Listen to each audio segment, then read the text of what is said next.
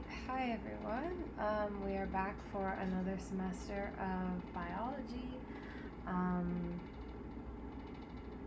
so today I will be reviewing worksheet 1, which deals with descent with modification. I know I personally like it when I can watch videos of people explaining things as opposed to just like looking at a worksheet or just looking at like the answer key or whatever. So I'm just going to be going through each question and giving kind of an explanation for why things are the way that they are. Feel free to skip through this video, but we're just going to go question by question and kind of unpack what is going on here. So this deals with chapter 19. Okay, question 1. Describe how artificial selection and natural selection are related, including how they differ. So if we recall from the book, artificial selection is basically where humans are going to do what natural selection already does. So they basically artificially pair certain organisms with beneficial traits together to create kind of mutant or superorganisms.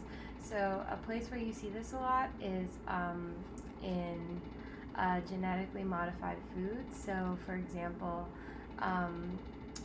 one type of corn may ripen faster and the other may grow larger. Humans will breed those two strains of corn together to create a kind of mutant corn that is going to grow faster and grow larger, right? So that's an example of artificial selection. Natural selection is basically nature's way of artificial selection. So those that have beneficial traits are going to tend to survive and reproduce, passing on those beneficial traits. So how are they related? So we just discussed how they differ, but how are they related? So artificial selection is basically related because natural selection is going to be nature's way of picking the best traits, right? So if we refer to the black peppered moth example from my Quizlet, the black peppered moths had a higher chance of survival, and hence they weren't hunted out by predators, and so they were able to survive long enough to reproduce, and you see a lot of black peppered moths because that was the beneficial phenotype. And so artificial selection is just going to be the human way of doing this. So both work to favor the best traits, but natural selection is nature's way of picking the best traits. Artificial selection is obviously humans are picking the best traits. So it's kind of foolproof, more or less. Okay. 2. Darwin was an avid pigeon breeder and well aware of how crops, livestock, and pets have been formed by artificial selection via humans. Complete the sentences below from the book that summarize his observations and inferences made that helped to form his formation of the theory of evolution by natural selection. Observation 1. Members of a population often vary in their inherited traits. Okay, so why is this the case? So in order for natural selection to happen, you have to have some variation in basically the traits. So if we refer back to the black pepper moth example, we couldn't have an ideal phenotype if we had an unideal phenotype, right? So you're going to see two different kinds of phenotypes. You're going to see white moths and black moths, right?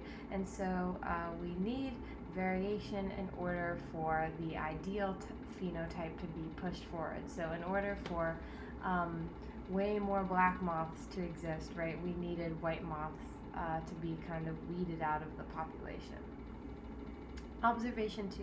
All species can produce more offspring than their environment can support, and many of these offspring are weeded out through natural selection.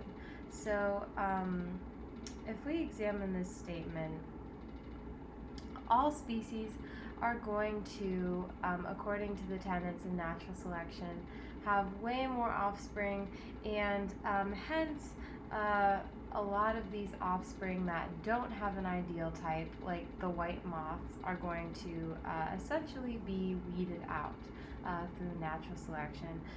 Darwin came up with this kind of theory and examining Malthusian theory, which is basically an economic theory that states that basically the population of humans has been growing exponentially, and eventually our environment can't support all of us. But that's how he formed kind of this observation too.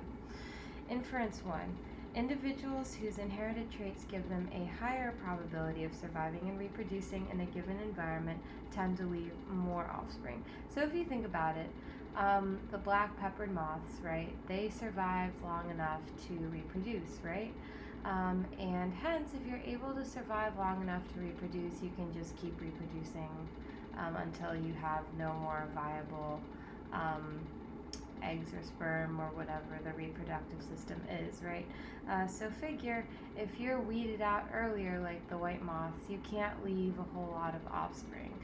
So those that are able to survive, the black-peppered moths, will be able to leave way more offspring, and hence you have, simply because they've been able to survive from predatory organisms. And so you have a lot more peppered moths because they're able to leave a lot more offspring. Inference 2. This unequal ability of individuals to survive and reproduce will lead to the natural selection / accumulation of favored traits. So basically, due to different kinds of phenotypes within the population, you are going to have naturally an accumulation of the ideal phenotype because the other one has been slowly weeded out from predators or environmental stressors, etc. In the population over generations, right? So if we look at our black-peppered moths, over time you're going to see way more black moths because the white moths have been weeded out. Okay. Question 3. How did discoveries in paleontology in the 1700s and 1800s contribute to Darwin's theory of evolution by natural selection? So if we remember from the book, paleontology is the study of fossils. And fossils are basically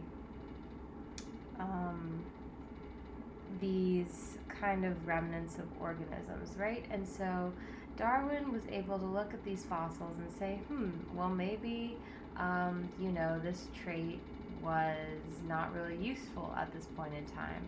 And so that trait slowly got weeded out, right? And that helped him to eventually make connections, basically. And that allowed him to formulate his idea of natural selection because he saw that certain features reappeared and disappeared, and so that helped to emphasize that unnecessary traits were weeded out and good traits got passed on.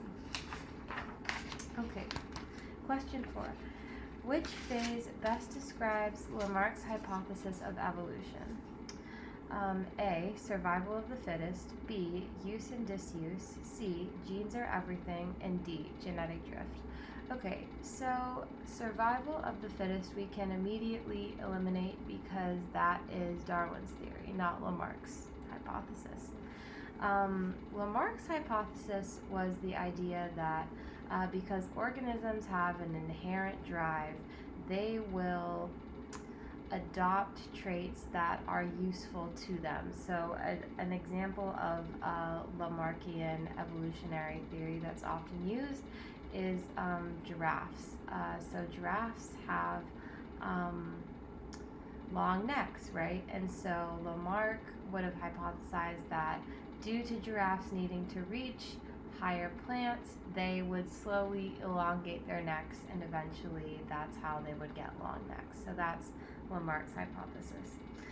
So we can eliminate genes are everything because Lamarck's hypothesis didn't really deal with genes. It kind of dealt with the inherent drive that organisms have, and they eliminate particular traits because they're not useful, not necessarily because genes do this for them. D, genetic drift. Genetic drift has nothing to do with Lamarck's hypothesis of evolution, so we can kind of eliminate that. So that leaves us with B, use and disuse.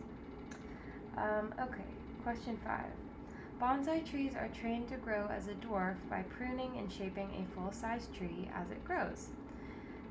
Part A, would the seeds of a bonsai grow up as a dwarf without training or not? So, as the question stated, bonsai trees are artificially clipped, right? So they don't naturally grow to be these dwarfed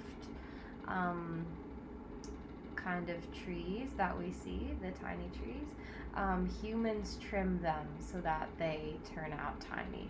So if we think about it, they probably wouldn't grow up to be dwarfs because humans are manually truncating them, like shrinking them down.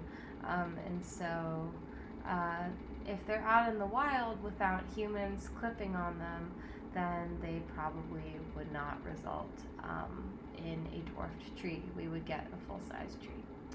Okay. Part B. Would Lamarck expect the seeds of this bonsai to grow up to be a dwarf or a full-size tree or somewhere in between? So again, Lamarck's hypothesis of evolution really deals with use and disuse of traits. So likely what would happen is the tree would grow up to be kind of a truncated version of the full-size tree because this is most useful for that organism. Excuse me. Okay. Question 6. It is well known that Darwin suffered terrible seasickness often while aboard the HMS Beagle. He would often write home to his wife and children about how awful he felt. If for some reason his seasickness caused his death aboard the HMS Beagle, would we consider that a potential mechanism for humans evolving away from whatever causes seasickness? Why or why not? So this is kind of one of those critical thinking questions because there are definitely reasons, there's kind of caveats within this question that that would allow for the answer to be no. But as the question stated, he would often write home to his wife and children. So it's clear that Darwin was able to reproduce already. And so he already passed on that gene for seasickness.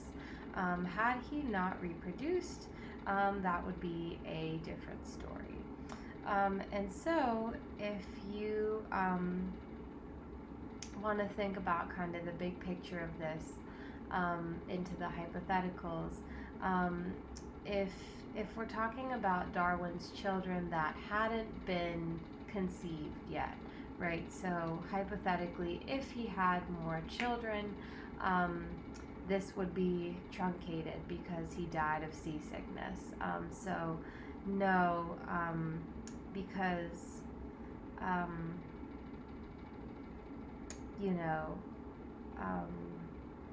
essentially, like if he had not been able to reproduce, those children with the seasickness gene wouldn't have existed, and so yes, it would be a potential mechanism for humans evolving away as he is weeded out of the population.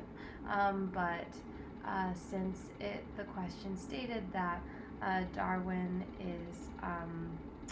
has already passed on his genes, he's already reproduced, we can say no, because that allele he's passing on that allele for seasickness into the population.